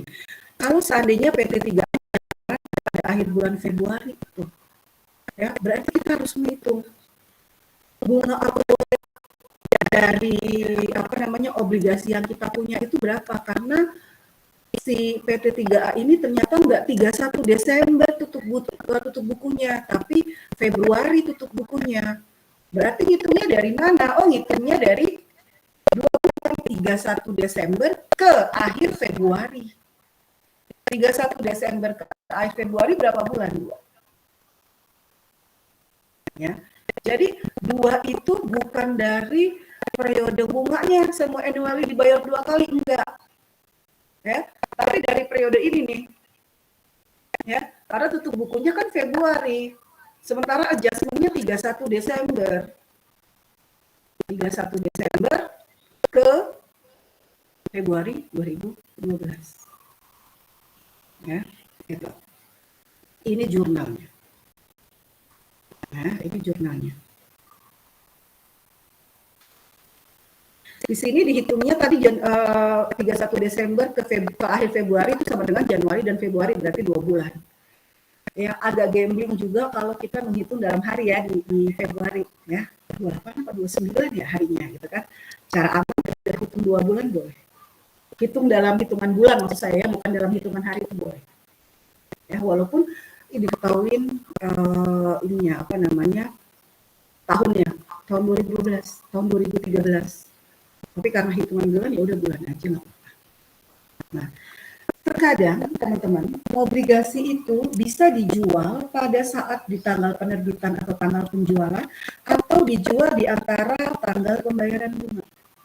Kalau dijual di antara tanggal pembayaran bunga, di intermediate accounting itu istilah nanti ada bunga berjalan. Ada istilahnya bunga berjalan atau bunga terhutang yang berjalan. Ini harus kita hitung. Bunga berjalan itu dihitung dari mana, Bu? Bunga berjalan itu dihitung dari tanggal bunga terakhir ke tanggal transaksi. Ini rumusnya. Ya. Jadi kalau ada bunga berjalan itu bunga berjalan dari penjualan hutang obligasi itu terjadi kalau obligasi itu bagaimana Mbak Mas? Oh, kalau obligasi itu dijual di antara tanggal pembayaran bunga, Bu. Itu jawabannya. Terus, oh berarti kalau obligasi itu dijual di antara tanggal pembayaran bunga, baru ya ada bunga berjalan. Iya, Bu. Nah, sekarang penghitungan periode untuk bunga berjalannya kapan ya, Mas, Mbak? Oh, perhitungan bunga obligasi itu dihitung dari tanggal bunga terakhir ke tanggal transaksi. Tanggal bunga terakhir ke tanggal transaksi. Ya, oh. Ini pengertian dari sini nih ya, nanti Anda baca aja. Oke, sekarang kita lihat.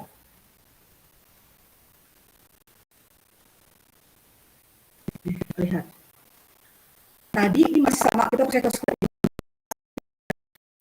annually-nya itu 1 Januari dan 1 Juli. Sementara lihat, Januari ke Juli nih, 6 bulan jangka waktunya. Nah, ini ini obligasinya dijualnya April. Dijualnya April. Nah, tadi Bu DP bilang, nanti ada bunga berjalan.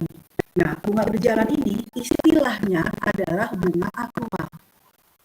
Jadi kalau di contoh yang pertama kali yang disampaikan oleh rekan 5 juta 8% dibagi 2, Bu, 200 gitu kan tadi itu. Itu tadi Bu DP bilang apa? Bunga akrualnya dalam pengertian apa? Bunga nominal. Tapi kalau di sini di kasus ini nih teman-teman, untuk kasus obligasi dijual di antara tanggal pembayaran bunga akrual itu adalah bunga berjalan. Di akuntansi sendiri bunga akrual itu bunga berjalan. Ya, itu nggak boleh lupa. Nah, lihat dari tanggal bunga terakhir ke tanggal transaksi. Tanggal bunga terakhir 1 Januari dan 1 Juli. Apa? Hati-hati. Jangan melulu yang terakhir 1 Juli. Enggak. Ya, sebelum tanggal transaksi. Bunga terakhir sebelum tanggal transaksi. Oh, 1 Januari, Bu. Oke. Berarti akrualnya dihitung dari 1 Januari ke 1 April. Ini sering kali keluar nih yang ini di puas. seringkali ini keluar di UAS. Sebetulnya ini merupakan bagian dari itu ya, basic dulu, tapi akhirnya dipecah, nggak boleh masuk ke basic, ya, masih nggak bisa dijadikan ranah untuk basic, ini jadinya masuk ke intermediate. Kalau Anda dari SMK belajar ini, sepertinya dapatnya itu di akuntansi lanjut.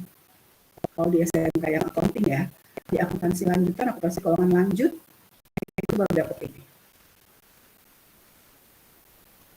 Karena kalau saya nggak tahu ya, kalau di SMK itu dapat nggak sih, ada nggak sih level basic, intermediate, sama advance-nya gitu. Ya. Nah, nih, dengan harga sekian, ya, dengan harga sekian, harganya tadi sebesar harga jualnya nih, yang tadi udah dihitung nih. Nah, jurnal yang dicatat itu bagaimana pada saat tanggal penjualannya di 1 April. Nah, lihat.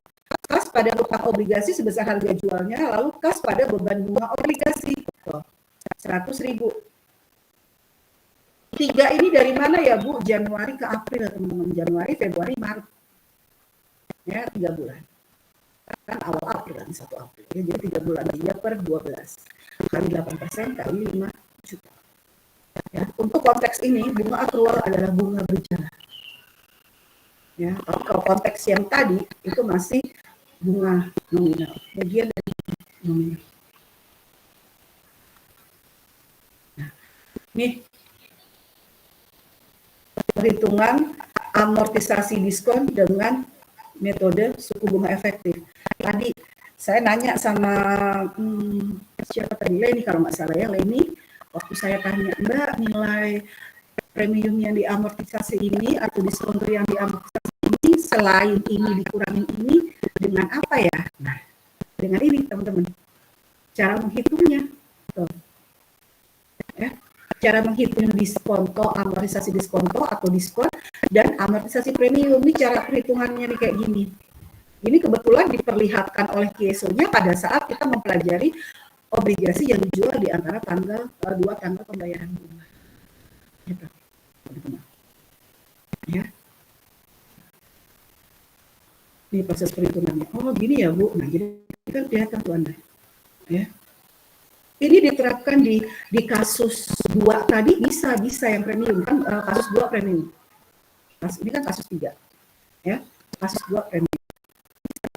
Jadi kalau pada saat saya tanya tadi, karena kalau di akuntansi itu sebetulnya tadi saya bilang nggak boleh kalau Anda tinggal bayar, bunga yang dibayar dikurangi beban bunga gitu ya.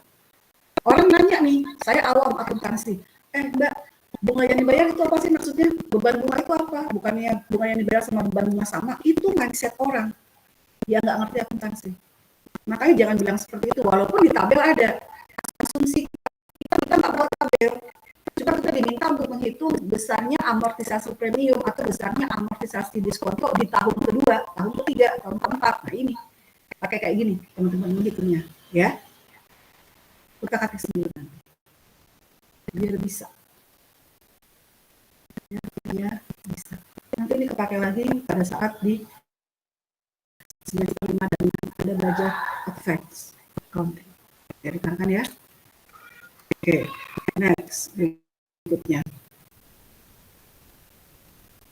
Pada tanggal pembayaran bunga atau kupon di 1 Juli bagaimana? Nih, sama ya Bu dengan tadi iya. Tapi ada 2 jurnal. Yang pertama adalah jurnal untuk kuponnya sendiri atau bunga nominalnya sendiri. Yang kedua adalah terkait dengan diskon yang diamortisasi. Nih. Sama ya Bu, sama.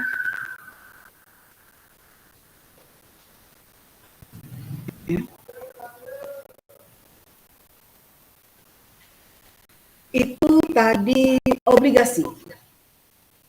Ada yang ditanyakan, silakan kalau ada yang ditanyakan, tapi kayaknya enggak nih. Mukanya muka gimana gitu. Bu, masih lama ya, Bu? Udah capek belum? Jangan malu loh ya, jangan sungkan. Nanti baper lagi sama Bu DP nih. Ya. Bu DP lama banget sih. Ngajar nggak kelar-kelar. Ada yang bertanyakan nggak? Hutang obligasi selesai.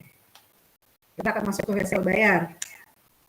Hasil bayar mudah kok, nggak sulit.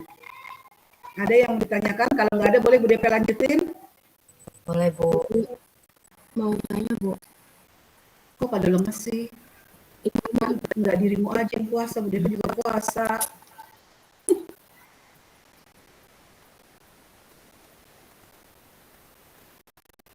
Ada tugas nggak untuk minggu depan? Tenang, nggak ada. Cuma yang kemarin doang tuh ya, 3 itu doang kan ya? Bisa dong. Ingat di kertas lembar ya, dikumpulin. Ya, di kertas lembar dikumpulin. Nggak usah bahas lah ya. Bisa lah ya kemarin juga soalnya kemarin ya, yang minggu lalu. Ya, untuk minggu depan mau ada tugas nggak?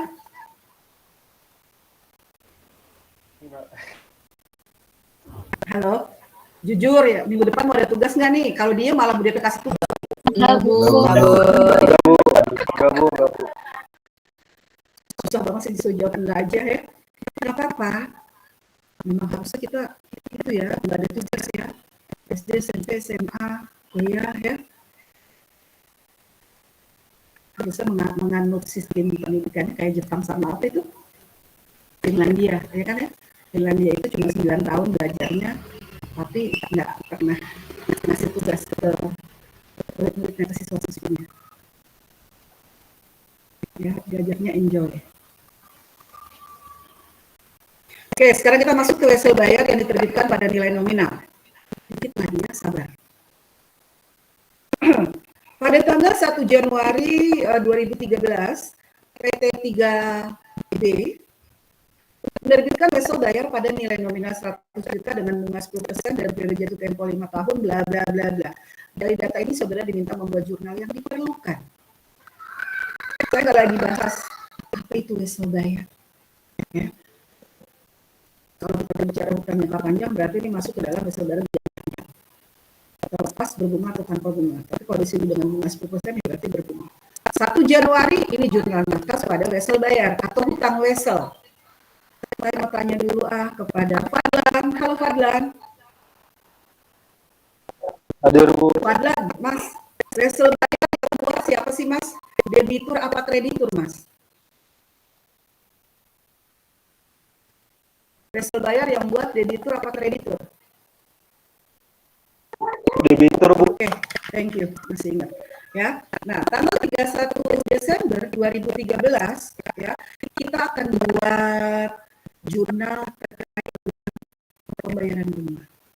Beban bunga pada kas. Langsung nilai nominalnya, ya, 10 juta kali 100 juta ini ya, salah nih ya, 100 juta kali 10%, jadi 10 juta. Ya nih, harusnya nilainya 100 juta, nih kurang 01 ya.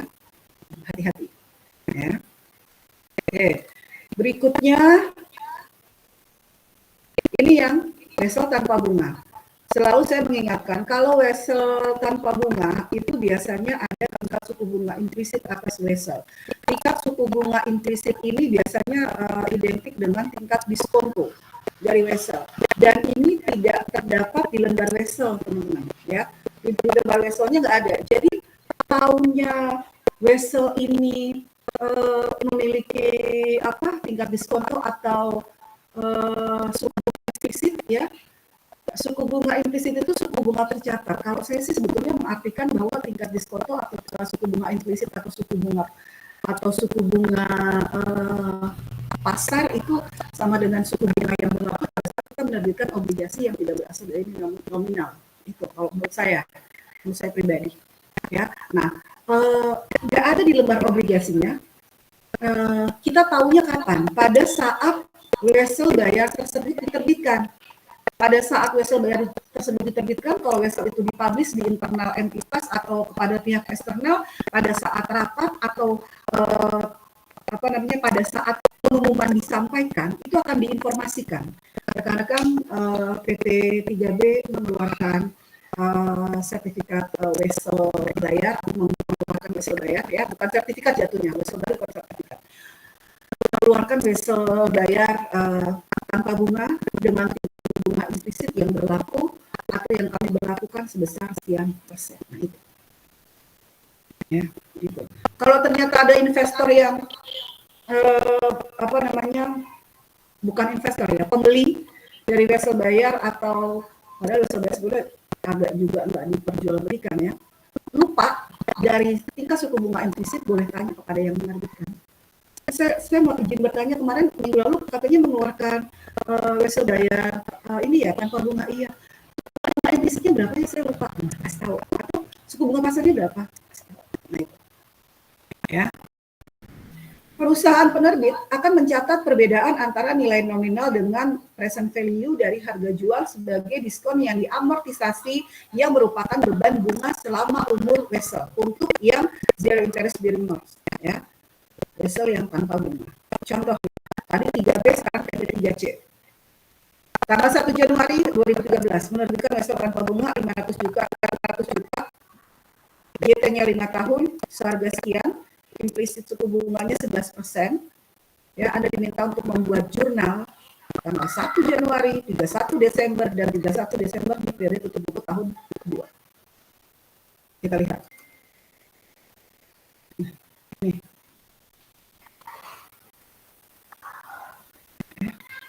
Tingkat diskontonya, ya, atau diskon yang diamortisasinya, ini beban bunganya. Tadi tingkat suku bunga apa, implisit itu sama dengan tingkat suku bunga pasar atau tingkat diskontonya. Jadi ada diamortisasinya, ada amortisasi. Nah, pengertian tingkat suku bunga implisit atau tingkat diskonto ini agak berbeda dengan yang hutang tadi ya. Kalau hutang tadi kan ketahuan diskonto atau ketahuan diskon dan premiumnya kan dari selisih, ya. Selisih haji dengan HPS-nya atau selisih HPS dengan cost price-nya atau dari effective yield-nya dengan par value yield-nya, ya kan? Itu. Kok ini enggak? Ya. Dari mana? Dari sini bisa sih kamu lihat atau rekan-rekan lihat. Wesel tanpa bunga nilainya 500 juta. Tapi pada saat jatuh tempo atau pada saat diterbitkannya wesel itu harga yang berlaku 296 sekian. Oh, berarti bisa juga dong kita lihat dari sini ya. Dari nilai nominal dengan harga wesel pada saat wesel diterbitkan atau market price-nya. Itu bisa untuk menentukan nih besarnya diskonto. Ya, besaran diskontonya. Besaran diskontonya baru nanti di amortisasi.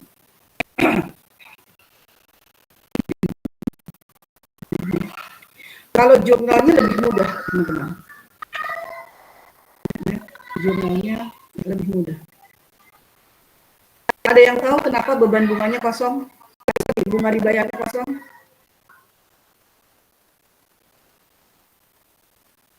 Kita buka, Anda buka lagi slide 35, baca baik-baik.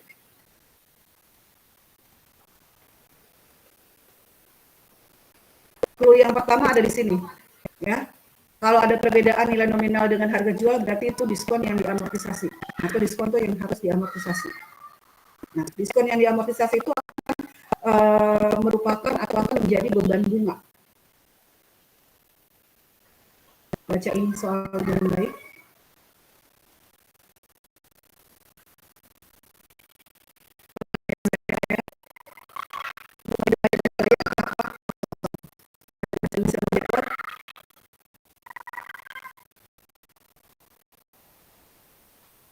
Kenapa bunga dibayarnya kosong? Saya kasih nilai lebih. Ibu mau coba jawab, Ibu. Apa sayang? Mau coba jawab. Karena di soalnya itu PT CCC menerbitkan wesel tanpa bunga nggak Bu, jadi tidak ada bunga dibayarnya. Oke, betul. Jadi sayang ya. Ya, itu sederhana. Ya, lihat aja dari kasusnya, orang nggak ada wesel tanpa bunga, jadi nggak ada bunga yang dibayar. Jadi ada tingkat diskonto, ya nanti jadi beban bunga, itu aja. Ya, catat tuh tadi yang ditanya-tanya gede itu, siapa tahu nanti ditanya pada saat kuisan.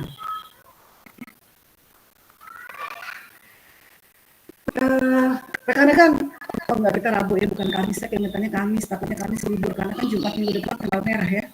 Libur kan tanggal merah, hari apa sih tuh? Hari tanggal 7 tuh, hari raya apa?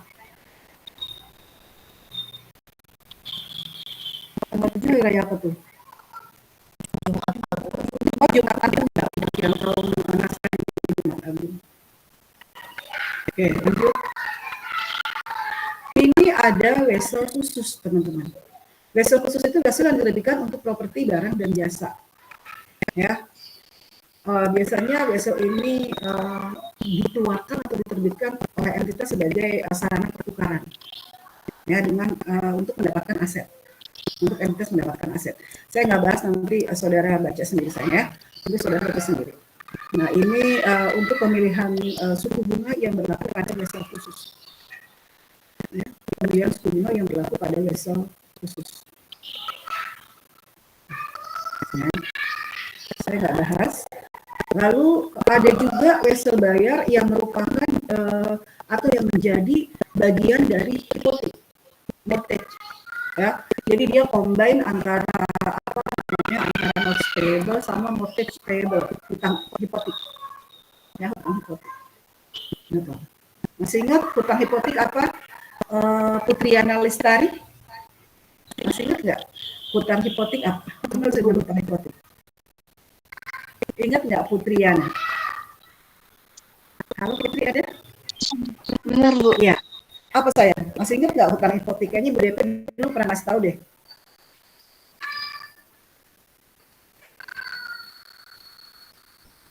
Hutang yang pelunasannya dengan menggunakan jaminan barang tidak bergerak.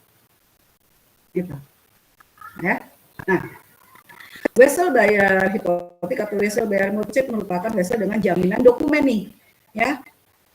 Jaminannya dokumen yang menjanjikan hak untuk properti sebagai pengaman pinjaman. Jadi penjaminnya apa? Properti. Kan jaminan barang tidak bergerak. Properti itu nggak bergerak karena bangunan itu nggak bergerak, itu maksudnya. Makanya dia ada wesel yang khusus diterbitkan sebagai bagian dari mortgage payable, sebagai bagian dari hutang obligasi, disebutnya wesel bayar hipotek. Bukan obligasi, hipotek. Jadi sebutnya wesel bayar hipotek atau wesel bayar mortgage. Nah, ya. Ini biasanya bentuk paling dari wesel bayar, dapat dibayar penuh pada saat jatuh tempo atau bisa juga dilakukan ansuran, ya. Ini fixed rate mortgage-nya. Jadi yang berlaku adalah apa namanya? Prosentase dari nilai hipoteknya, ya, prosentase tetap dari ini untuk bunganya bisa dihitung dengan stable rate, floating rate, atau adjustable mortgage. Oke, ini pelunasan kewajiban jangka panjang atau pelunasan jangka panjang, ya, pelunasan dengan kas sebelum jatuh tempo. Ya, rugi atau untung pada kewajiban jangka panjang yang dilunasi akan bisa diketahui dengan membandingkan book value dari hutang tersebut dengan harga reakuisisi pada saat jatuh temponya kewajiban atau hutang jangka panjang tersebut. Nanti Anda searching apa yang masuk dengan reakuisisi. Reakuisisi ini salahnya kurang A. Ya. Apa yang dengan reakuisisi?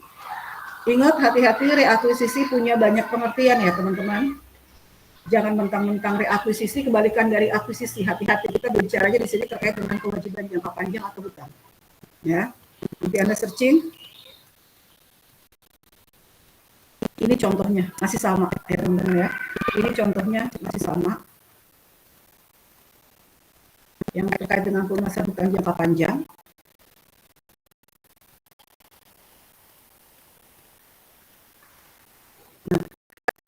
Pelunasan jangka panjang, ya, pada saat pelunasan jangka panjang terjadinya penarikan atau pembatalan atau pelunasan hutang obligasi tersebut itu terkadang bisa menimbulkan laba rugi, ya, dan itu harus dicatat. Nah, penghitungan laba atau ruginya dilihat dari mana, Bu? Dari harga reakuisisi, harga dari obligasi tersebut pada saat obligasi itu kita mau lunasi. 1,01 tadi ingat dari apa? Ya. Pada 101, pada 101 ini pada artinya pada 100% atau pada 1,01. Ini harga kurs, teman-teman. Harga kurs itu harga pasar yang berlaku untuk wesel. Ya. Jadi tetap kalau kita mau melunasi wesel atau kita mau melunasi hutang jangka panjang, dalam hal ini obligasi ya, di sini contohnya obligasi, kita lihat harga pasar saat kita mau melunasi hutang obligasi kita berapa, atau harga kurs yang berlaku, harga kurs dengan harga pasar. Harga kursnya 101%, oh berarti 1,01 kali nilai nominalnya kita. 101, ini 101 ini artinya dalam bentuk persentase, berarti 1,01 dikalikan 500 dapat hasilnya. Ya, gitu. Sama dibandingkannya dengan apa Bu? Dengan book value-nya rekan-rekan. Ya, tadi kan udah ada catatan. Kalau book value-nya lebih rendah dibanding dengan harga reakuisisi berarti rugi. Sebaliknya berarti laba. Ya, kalau reakuisisinya lebih rendah dibanding dengan book value-nya. Jurnalnya ini. Kalau jurnal pelunasan gampang. Oh ya kita mau lunasin hutang-hutang kita berkurang ya. Iya. Lunasinya pakai apa? Pakai kas. Laba atau rugi nih yo? Kalau rugi ya di debit. Kalau laba ya tidak sulit. Ya, pelan-pelan. Next. Ini pelunasan dengan pertukaran aset atau sekuritas. Sering melulu ini kita sampaikan. Ya, di semester 2, semester 3, semester 4 ini selalu kita sampaikan ke rekan-rekan. Ya, terkadang satu aset bisa ditukar dengan aset yang lain yang sejenis atau tidak sejenis. Atau hutang bisa juga ditukar dengan aset. Terkait apa pelunasan hutangnya tentunya. Gitu. Nah, ya. Oke. Berikutnya, ini pelunasan kewajiban jangka panjang dengan contoh yang lain. Lihat. Nih. Ya. Sekarang tadi udah sampai D ya, sebelumnya ada 3D, sekarang 3E nih. Bank 3E meminjamkan uang 500 miliar kepada kepada PT 3F. Yang kemudian oleh PT 3F digunakan untuk membangun apartemen. Hati-hati, ini saya jadikan pertanyaan nih, siap-siap. Siapa yang mau saya tanya? Oke. Karena rendahnya minat atas kepemilikan apartemen, PT 3F tidak dapat melunasi kewajiban obligasinya. Ya. PT 3F setuju untuk menerima bangunan, ditukar dengan bangunan karena dia nggak bisa melunasi hutang. Apartemen dengan bangunan apartemen 3F dengan nilai wajar 400 miliar untuk pelunasan seluruh kewajiban. Sebetulnya sangat disayangkan, ya. Sangat disayangkan. Karena itu sudah berdiri apartemennya. Book value dari apartemen itu adalah 550 miliar, padahal pinjaman awal itu 500 juta. Nah, si PTF mencatat transaksi pelunasan. Dari data ini aja ya, ini jurnalnya, saya mau nanya jurnal, saya cuma tanya. Ya, kalau jurnal pasti udah tahu begini ya, 40 miliar. Pertanyaan saya, abaikan jurnal, lihat dari transaksi, ya, atau lihat dari data keuangan ini, sebelum kita membuat jurnal, tahu laba rugi pelunasan kewajiban jangka panjang dengan pertukaran ini dari mana ya? Dari data yang mana ya? Bisa melihatnya dari mana? Ada yang bisa jawab? Saya kasih nilai lebih. Halo? Ada yang bisa jawab? Jadi gini, abaikan dulu jurnalnya, ya. Lihatlah, kerugian pelepasan apartemen 150 miliar. Oh, berarti rugi nih ya, dari sini rugi. Nah, sekarang abaikan jurnal. Saya mau rekan-rekan, saya tanya rekan-rekan, tahu laba atau tahu rugi dari data informasi keuangan ini kita lihat dari mana ya? Ada yang bisa jawab, saya kasih nilai lebih. Saya boleh jawab. Silakan, dari mana? Dari rendahnya minat atas kepemilikan apartemen, Bu.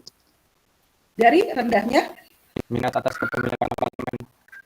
Dari rendahnya minat atas kepemilikan apartemen. Oke, benar. Satu. Terus ada yang lain lagi, Mas? Tidak dapat melunasi kewajiban obligasinya, Bu. Apa? Dari apa? Tidak dapat melunasi kewajiban obligasinya. Tidak dapat melunasi kewajiban obligasinya. Oke, yang lain? Yang lain lagi yang mau jawab silakan. Dinilai obligasinya 500 Bu, sedangkan pas dibayar di lunasinya 400. Kebalik, nilai meminjamkan uangnya 500, sedangkan dari bank 3-nya 400 Bu. Oke, thank you Sandi. Ya, kita minjam uangnya 500, tapi harga pasar atau nilai wajarnya 400. semua yang dikatakan oleh dua rekan saudara tadi benar. Dari situ kita udah bisa pastiin, ya, udah bisa memastikan bahwa kita rugi. Nah, baru kita hitung ruginya berapa sih? Baru kita hitung ruginya itu berapa. Nah, nggak usah pakai perhitungan yang jauh, dari sini kita juga udah bisa. Oh, lihat ya, book value-nya 550 miliar, sementara proses peminjaman ulangnya 500 miliar, lalu market price-nya 400 miliar. Berarti kerugiannya berapa ya? Selisih antara nilai pinjaman dengan book value-nya, lalu saudara lihat lagi dari mana? Dari nilai wajarnya. Berarti dari ketiga komponen biaya tadi yang kita jadikan variabel untuk menghitung besarnya laba atau rugi, dari kasus PT 3F atau PT atau Bank 3E ini, yang mana nilai bukunya tentunya berapa? Nilai bukunya 400, Bu. Lalu lihat 550, Bu. Lalu market price-nya berapa? 400. Selisih keduanya itu rugi. Ya, selisih keduanya rugi. Walaupun tadi Sandi bilang, ya, sebetulnya dari nilai pokok pinjaman 500 miliar dan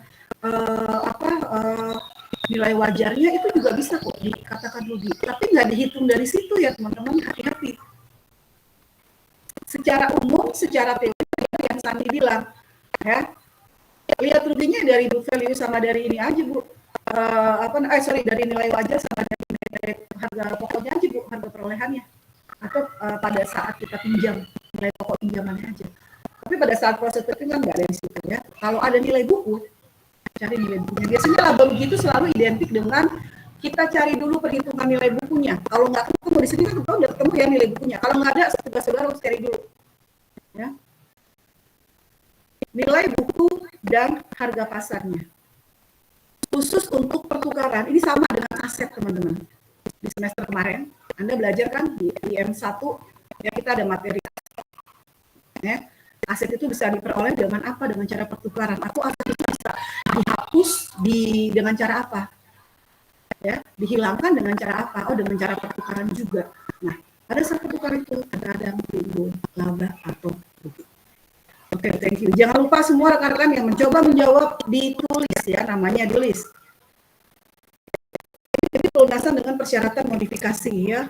Biasanya kalau persyaratan dengan modifikasi yang terkait indikatornya adalah kembali lagi suku bunga nominalnya bagaimana, lalu nilai nominal dari utangnya sendiri bagaimana, ya, accrued interest bunga yang harus dibayar di muka itu masih ada atau enggak, gitu. Ya, gitu. Biasanya sih kalau kewajiban jangka panjang yang terkait dengan syarat yang dimodifikasi ini itu jatuh pada hutang terkait dengan pensiun dan sewa guna usaha. Oke, ini contohnya yang kewajiban dengan modifikasi, ya, terkait dengan restrukturisasi, ya, PT 3G. Ada berapa PT sampai ke AKL gitu ya kalau nggak salah. Ya, nanti ini Anda baca aja, teman-teman, ya. Anda baca, nanti kalau dibahas ini capek nanti, teman-teman, ya. Ini antara Bank 3G dengan PT 3H. Ya. Kesepakatan pelunasan jangka panjang tapi dengan syarat modifikasi. Karena apa? Ternyata si PT 3H sedang mengalami kesulitan keuangan atau pilot. Tadi ingat indikatornya apa aja? Apa yang ditambahkan, apa yang dikurangkan, nggak boleh lupa. Ya, di slide yang slide 47. Atau terkadang biasanya dalam soal ini itu sudah ada poin-poin penting, nanti harus dikurangkan dengan ini ya, harus perpanjang tanggal jatuh temponya ya, harus mengurangi suku bunga menjadi ini ya. Gitu. Ya. Nih, proses perhitungannya. Sama ya, Bu, ya. Catatan yang ada di atas ini yang menjadi pegangan kita. IFRS mengharuskan modifikasi untuk memperhitungkan pelunasan wesel lama dan penerbitan wesel baru yang bisa diukur dengan market price-nya, dengan nilai wajarnya. Nah, ini pelunasan kewajiban jangka panjang di jurnalnya.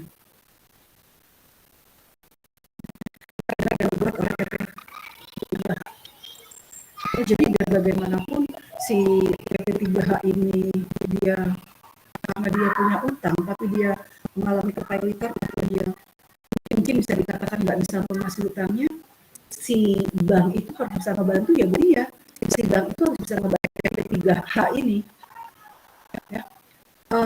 Tuan 3H sebetulnya Anda bisa kok di tengah kepilitan yang Anda alami, Anda bisa melakukan melunasi utang Anda kepada kami. Oh caranya gimana? Oke, kita kodifikasi MOU kita ya, kita modifikasi perjanjian kita ya. Nanti pada saat lunasan bla bla bla. Nah itu kesepakatan kedua belah pihak ya. Dan lihat di sini ternyata dia masih mendapatkan untung.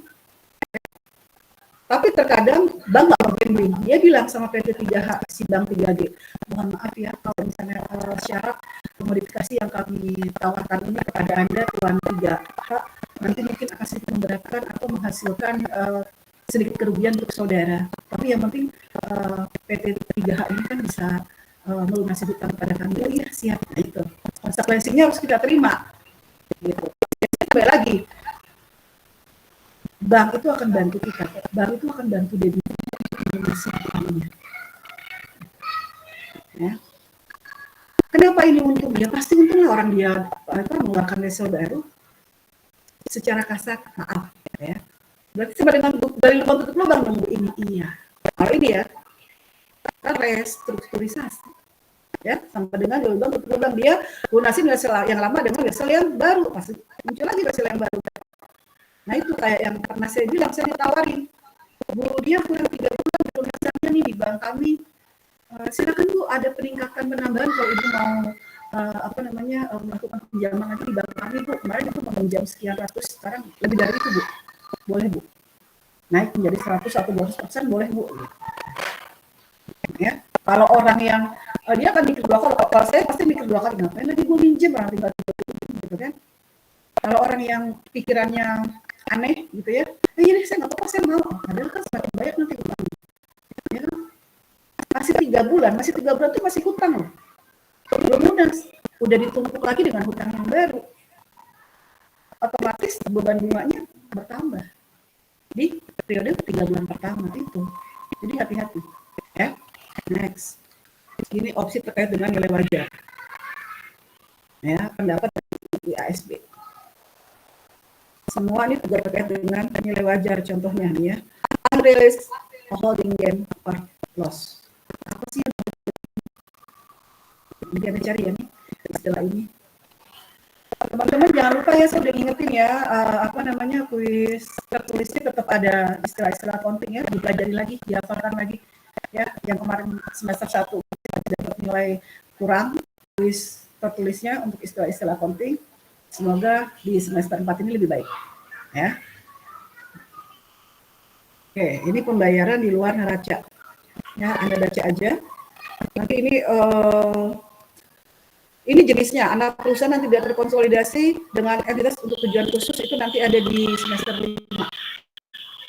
Advent 1, yang sewa guna usaha nanti saya gabung aja dengan materi leasing. Ya. Ini saya nggak, tapi ini pembayaran di luar kita merepresentasikan hutang yang mungkin ada yang tidak kita catat atau ada yang lupa. Terkadang gitu ya. Ada yang suka lupa hutang.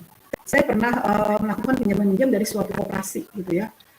Pinjam-meminjam dari suatu koperasi, sebetulnya sih nggak pinjam-meminjam karena apa, di akhir kita mau sekarang nih puasa, bulan puasa, lebaran itu biasanya kami para anggota akan dapat tuh kompensasi dari apa yang kami simpan gitu ya. Tiba-tiba suka kaget masuk ke rekening sebesar sekian gitu ya, kok nggak ada ini, kadang suka kasih surprise dari koperasinya, jadi nggak informasikan ke saya, DP ini ada uang masuk nih Bu, THR dari koperasi XYZ gitu. Mereka nggak ngomong gitu kan, saya tanya ini dari mana ya, oh iya dari koperasi Bu, baru deh.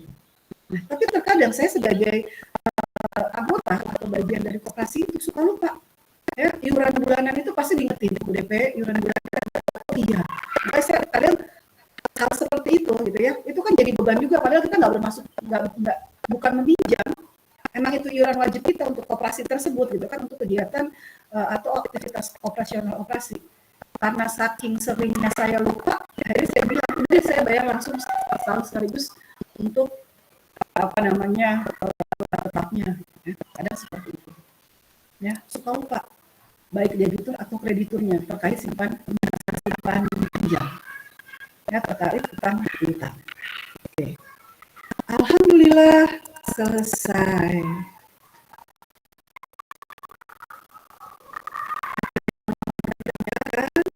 Teman-teman. Aduh Bu, alhamdulillah Bu. Nggak ngerti Bu tadi apa yang mau jelasin.